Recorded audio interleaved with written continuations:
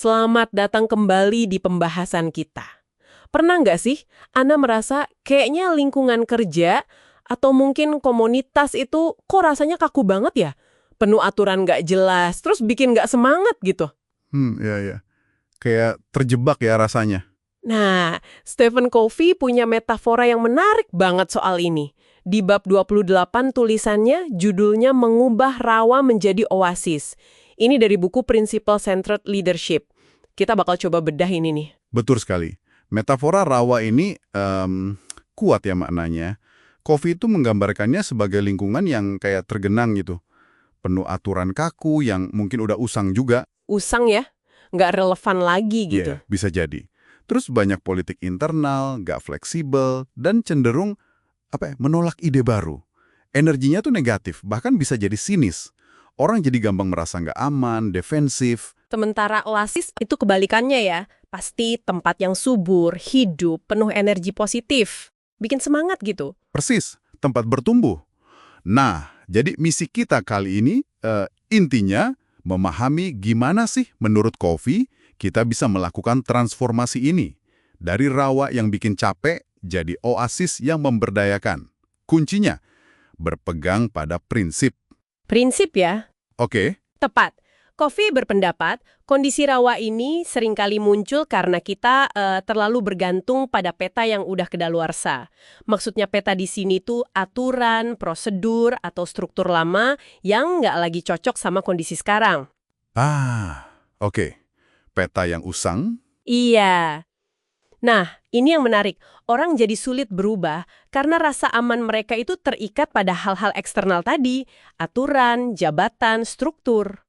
Jadi pas petanya mau diubah atau diperbarui, mereka langsung merasa terancam gitu ya. Wah, pegangan gue goyah nih gitu. Persis, keamanan yang sumbernya dari luar, kayak aturan atau jabatan tadi, itu bikin orang jadi resisten sama perubahan.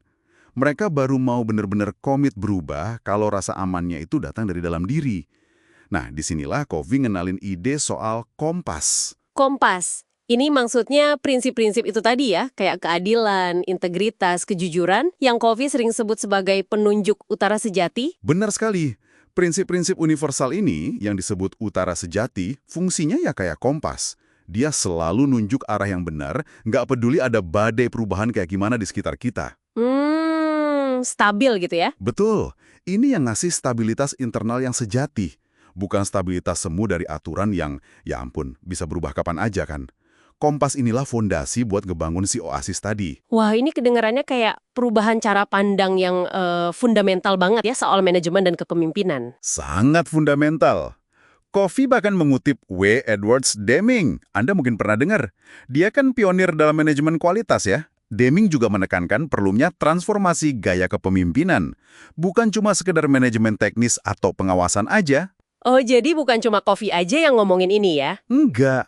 Dan Covey menyoroti perbedaan penting nih. Manajer tradisional seringkali fokusnya cuma nambah kekuatan pendorong.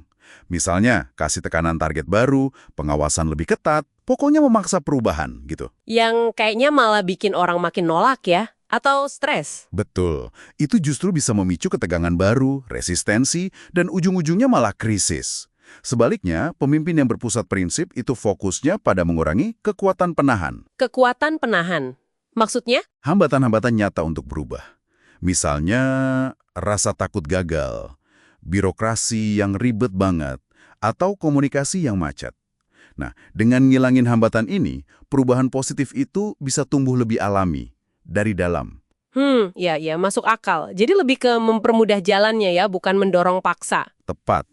Nah, ada lagi yang menarik. Covey bilang kalau lingkungan oasis yang berprinsip tinggi ini, dia punya efek kayak menyaring orang secara alami. Menyaring, maksudnya gimana tuh? Maksudnya gini, dalam budaya yang benar-benar menjunjung tinggi integritas dan keadilan, orang yang, katakanlah, terbiasa main politik kantor atau cari-cari jalan pintas yang nggak benar, itu bakal merasa sangat nggak nyaman. Oh, jadi nggak betah gitu ya? Ya, mereka jangan dihadapkan pada pilihan. Mau berubah, nggak menyesuaikan diri, istilahnya shape up, atau ya akhirnya mereka akan memilih buat keluar, ship out. Karena emang nggak cocok sama lingkungan yang berprinsip itu. Jadi ini bukan sekedar soal bikin program baru, keren-kerenan, atau pasang slogan bagus di dinding ya, tapi benar-benar bangun fondasi budaya yang kuat ya. Tepat sekali. Ini transformasi budaya yang mendasar, bukan sekedar perbaikan kosmetik di permukaan aja. Dan ini nyambung banget sama gagasan inti dalam gerakan kualitas total atau total quality. Gerakan itu juga melihat kalau peningkatan berkelanjutan itu ya bergantung pada perubahan budaya mendasar. Yang dipimpin dari atas juga ya? Ya, yang dipimpin dari atas dan yang akarnya itu di prinsip, bukan cuma sekumpulan prosedur baru. Oke. Jadi kalau kita tarik benang merahnya nih, intinya kalau kita mau mengubah lingkungan rawa yang negatif, yang bikin lemes itu jadi oasis yang positif dan produktif. Kuncinya ada pada menanamkan prinsip-prinsip universal sebagai inti budaya organisasi atau tim. Prinsip inilah yang jadi kompas. Dia ngasih arah dan stabilitas jangka panjang. Jauh lebih bisa diandelin daripada peta aturan yang gampang usang tadi. Jadi fokusnya membangun karakter organisasinya dari dalam ya, bukan cuma ngatur perilaku dari luar aja. Persis, membangun dari dalam keluar. Wah, ini jadi memunculkan pertanyaan reflektif yang menarik banget nih buat Anda para pendengar kami. Coba deh perhatikan lingkungan Anda sekarang, baik itu di pekerjaan, mungkin di keluarga atau komunitas. Coba lihat-lihat lagi. Ataukah Anda mengenali adanya elemen-elemen rawa di sana? Mungkin rasa kaku, sinisme, atau politik yang nggak sehat. Dan kalau iya, coba pikirkan, prinsip apa sih yang bisa jadi kompas pribadi Anda? Yang bisa bantu Anda memulai langkah kecil menuju oasis? Sesuatu untuk direnungkan ya. Langkah kecil apa yang bisa dimulai hari ini? Betul. Sesuatu untuk Anda pikirkan lebih lanjut. Sampai jumpa di pembahasan kita berikutnya ya.